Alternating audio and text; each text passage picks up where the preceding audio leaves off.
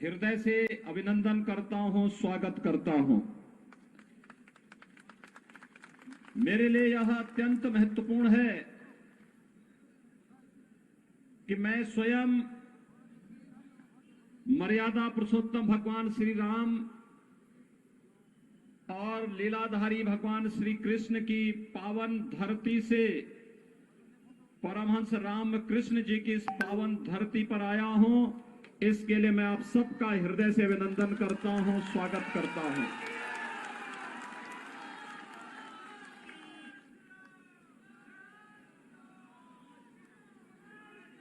बंगाल की धरती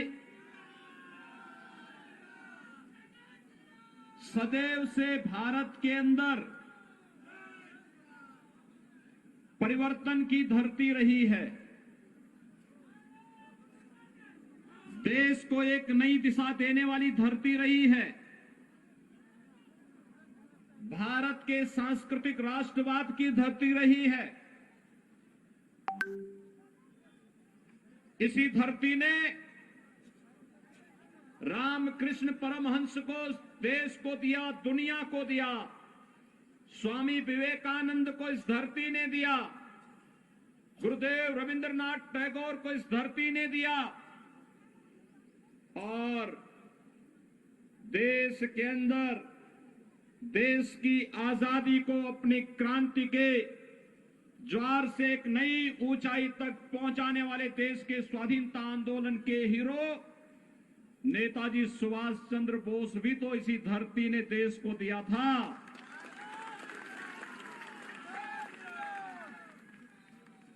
भारतीय जनसंघ के संस्थापक अध्यक्ष डॉक्टर श्यामा प्रसाद मुखर्जी भी बंगाल की ही धरती में पैदा हुए थे। भाइयों बहनों, महान वैज्ञानिक जगदीश चंद्र बसु की धरती भी बंगाल ही है। और भारत के अंदर अनेक आध्यात्मिक और सांस्कृतिक आंदोलन की गवाह बनी ये बंगाल की धरती। ये वही धरती है जिसने भारत को राष्ट्रगान जन गण मन भी दिया और जिस धरती ने वंदे मातरम का अमर गीत भी भारत को दे करके एक राष्ट्र गीत भी भारत की धरती को समर्पित किया। और इसलिए मैं बंगाल की धरती को कोटि कोटि नमन करता हूं। भाइयों बहनों, मैं आपके उत्साह का अभिनंदन करता हूं और मैं आपकी पीड़ा को भी जानता हूं। लेकिन ये पीड़ा ज्यादा दिन तक अब नहीं रहने वाली है। इसी का समाधान करने के लिए भारतीय जनता पार्टी आपके पास आई है और आपसे कहने के लिए आई है। मैं जब मंच पर आया तो मुझे 3 शहीद परिवार, भारतीय जनता पार्टी के जो कार्यकर्ता जिन्हें टीएमसी के परिवारों ने जिनकी हत्या कर दी थी, निर्मम हत्या कर दी थी, वे 3 परिवार इस मंच पर मेरे साथ यहां पर आए थे। उन्होंने मुझसे अपना परिचय दिया। मुझे देख करके यहां की टीएमसी की सरकार की गुंडागिर्दी और उनके अमानवीय कृत्यों पर देख करके क्षोभ हो रहा था। और तब मुझे लग रहा था कि अब इनके बहुत लंबे समय तक इनकी गुंडागिर्दी और इनकी अराजकता अब नहीं चल पाएगी। मात्र 45 दिन बाकी हैं। 2 मई के बाद टीएमसी की सरकार की विदाई सुनिश्चित है।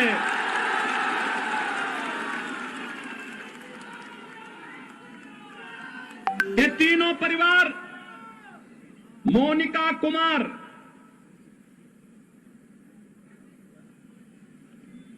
हरिराम महतो और कमीली टुडू, ये तीनों भारतीय जनता पार्टी के उन कार्यकर्ताओं के परिवार से हैं जो लोग शहीद हुए हैं। यहां की अराजकता के खिलाफ लड़ते लड़ते जिन्होंने शहादत पाई है, भारतीय जनता पार्टी के उन कार्यकर्ताओं के परिवारों से हैं। आप देख रहे होंगे मोनिका कुमार क्या उम्र है, इस उम्र में उसे विधवा बना दिया गया।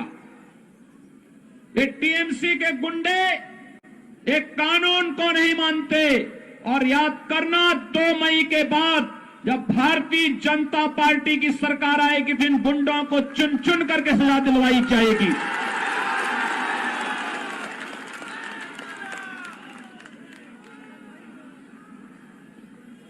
श्रीमती कमीली टुडू को देखो, इस उम्र में भी उसके साथ, और श्री हरिराम महतो जिनके परिवार के सदस्य की हत्या इसलिए कर दी थी क्योंकि वो चाहते थे कि यहां पर बंगाल के अंदर बंगाल के गरीबों को भी शासन की सुविधा का लाभ मिलना चाहिए, और ये कार्य भारतीय जनता पार्टी कर सकती है। इसलिए टीएमसी के गुंडों ने उनकी निर्मम हत्या कर दी थी। भाइयों बहनों, यह अराजकता बहुत दिनों तक नहीं चलेगी, और इसीलिए आज आप सबका आह्वान करने के लिए मैं आया हूं। याद करिए, 2019 में भी मैं यहां आया था, और पुरुलिया में तब मेरे कार्यक्रम को यहां की मुख्यमंत्री ने उस पर पाबंदी लगा दी थी, मेरा हेलीकॉप्टर नहीं उतरने दिया था। और तब मैंने झारखंड में हेलीकॉप्टर उतार करके 35 किलोमीटर सड़क मार्ग से मैं यहां आया था, और तब भी मैंने आपके उत्साह को देखा था, और उस उत्साह के लिए आपका अभिनंदन करने के लिए आज मैं यहां पर आया हूं। जब बंगाल में चुनाव प्रचार का शुभारंभ करना था तो मैंने कहा पुरुलिया से ही करूंगा।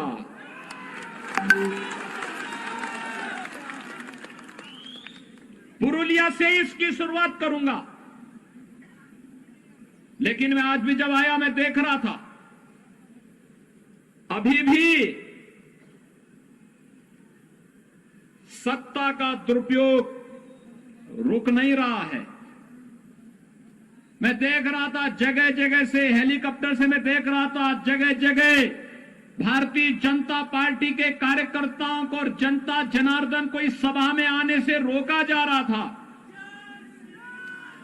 लेकिन जब मुझे कार्यकर्ताओं ने कहा कि यहां तो अभी सभा में भीड़ ही नहीं हो पाएगी, मैंने कहा चिंता मत करिए, मेरे पहुंचते ही भारतीय जनता पार्टी का बहादुर कार्यकर्ता सारे बंधनों को तोड़ करके सभा स्थल पर पहुंचेगा।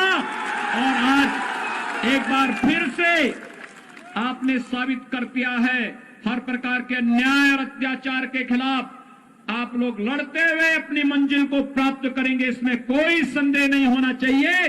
और आज ये सभा उस रूप में यहां पर प्रारंभ हो रही है। भाइयों बहनों, मुझे आश्चर्य होता है, ममता दीदी जय श्री राम के नारे से बहुत चिढ़ती है, और जब मैं यहां पे आया तो मेरा अभिवादन जय श्री राम कहकर के सभी लोगों ने किया।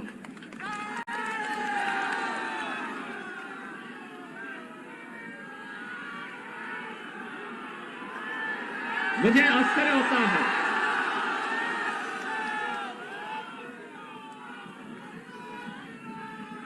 वैसे एक परिवर्तन तो हुआ है। 2014 के पहले इस देश के अंदर एक ऐसी पीढ़ी, एक ऐसी नस्ल पैदा हो गई थी बड़ी संख्या में, जो मंदिरों में जाने को ये मानते थे कि उनके सेकुलरिज्म इससे खतरे में पड़ जाएगा। लेकिन आज मैं देख रहा हूं ममता दीदी भी अब मंदिर में जाकर के चंडी पाठ कर रही है। ये परिवर्तन है ना, ये है नया भारत। हर व्यक्ति को भगवान की शरण में जाना ही पड़ेगा।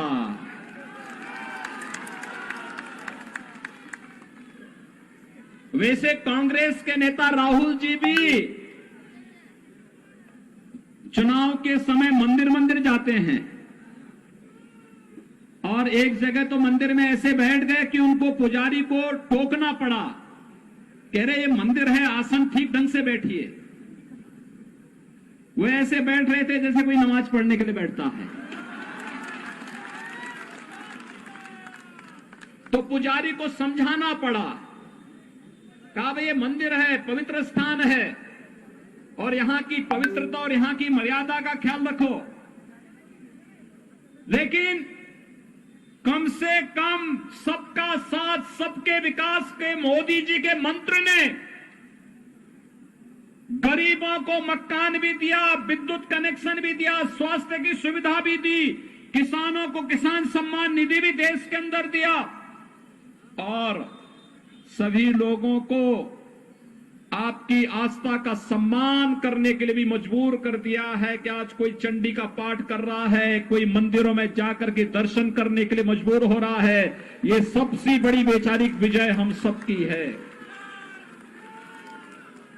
जब वैचारिक विजय के मंच पर हम लोग जीत चुके हैं तो जनता जनार्दन का आशीर्वाद स्वतः ही भारतीय जनता पार्टी को प्राप्त होना है और वही आशीर्वाद मांगने के लिए भारतीय जनता पार्टी के कार्यकर्ताओं के लिए यही आशीर्वाद प्राप्त करने के लिए आज मैं आपके बीच में यहां पर उपस्थित हुआ हूं।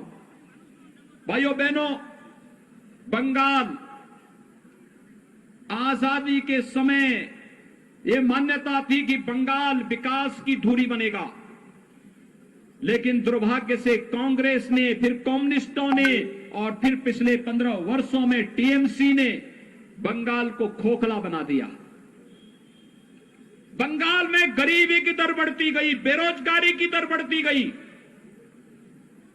यहां पर पार्टी विशेष के कार्यकर्ताओं की गुंडागर्दी ने अव्यवस्था और अराजकता का एक तांडव किया। आज आप देख रहे होंगे उत्तर प्रदेश में हम लोगों ने 4 वर्ष से भारतीय जनता पार्टी की सरकार उत्तर प्रदेश में है। 40 लाख गरीबों को प्रधानमंत्री आवास मिला है। 1 करोड़ 38 लाख परिवारों को विद्युत के निःशुल्क कनेक्शन मिले हैं। 1 करोड़ 56 लाख परिवारों को रसोई गैस के निःशुल्क कनेक्शन उपलब्ध हुए हैं। और यही नहीं, 6 करोड़ की आबादी को आयुष्मान भारत का 5 लाख रुपए का सालाना स्वास्थ्य बीमा का कवर मिला है और 2 करोड़ 42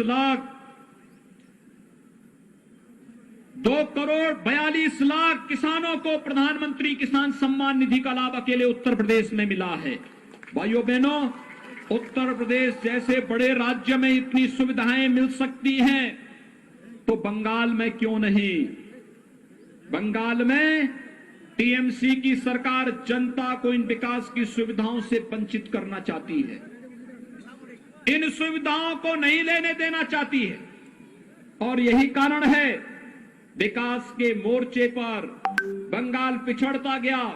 यहां गरीबी बढ़ती गई, बेरोजगारी बढ़ती गई और आज इसीलिए प्रधानमंत्री मोदी जी के आह्वान पर, अमित शाह जी के गृह मंत्री अमित शाह जी के आह्वान पर, भारतीय जनता पार्टी के राष्ट्रीय अध्यक्ष माननीय श्री जगत प्रकाश नड्डा जी के आह्वान पर भारतीय जनता पार्टी का एक एक कार्यकर्ता बंगाल के नागरिकों को न्याय देने के लिए एक बार फिर से इस चुनावी समर में सबके सामने आया है और मैं आप सबका आह्वान करना चाहूंगा।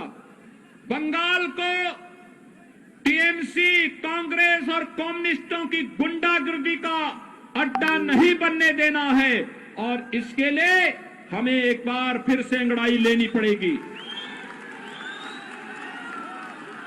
भाइयों बहनों, मुझे आश्चर्य होता है, यहां का टीएमसी की सरकार पिछले 15 वर्षों से गौ तस्करी करके गौ माता को बंगाल पहुंचा देती है, कटने के लिए पहुंचा देती है। उत्तर प्रदेश में हम गौ तस्करी भी नहीं होने देते और गाय को कटने भी नहीं देते हैं।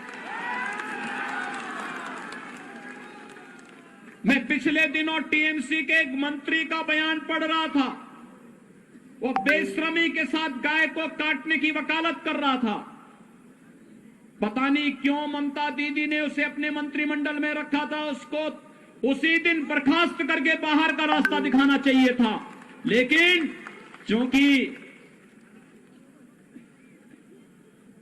उनकी नेता स्वयं ही इस बात के लिए उनको प्रश्रय देती है। यहां पर अवैध घुसपैठ के कारण पश्चिमी बंगाल में और खासतौर पर इस सीमावर्ती क्षेत्रों में यहां के गरीबों का राशन अवैध रूप से घुसपैठ करने वाले लोग खा जाते हैं और यहां का गरीब देखता ही रह जाता, उसको सुविधा का लाभ नहीं मिल पाता है। लेकिन भारतीय जनता पार्टी आज आपके सामने इन सभी समस्याओं का समाधान लेकर के आई है और इसलिए मेरी आप सबसे अपील है, भारतीय जनता पार्टी के प्रत्याशी श्री बानेश्वर महतो को भारतीय जनता पार्टी ने अपने प्रत्याशी के रूप में आपके बीच में उतारा है और मेरी आप सबसे अपील है, भाइयों बहनों, श्री बानेश्वर महतो एक जुझारू कार्यकर्ता है, आपके लिए लड़ाई लड़ने की क्षमता रखता है। यहां के सांसद श्री ज्योतिर्मय सिंह महतो के साथ मिलकर के विकास के कार्यों को एक नई ऊंचाइयों तक पहुंचाने का कार्य करेगा और इसके लिए श्री बानेश्वर महतो को भारतीय जनता पार्टी ने अपना प्रत्याशी बना करके आपके बीच में उतारा है। बानेश्वर महतो के समर्थन में आप सभी सहयोग करेंगे? हाथ खड़ा करके मेरे सामने जोर से बोलेंगे, दोनों हाथ ला करके बोलेंगे, जय जय श्री राम, जय जय श्री राम। कमल चुनाव चिन्ह पर बानेश्वर महतो को भारी बहुमत से विजयी बना करके पश्चिमी बंगाल विधानसभा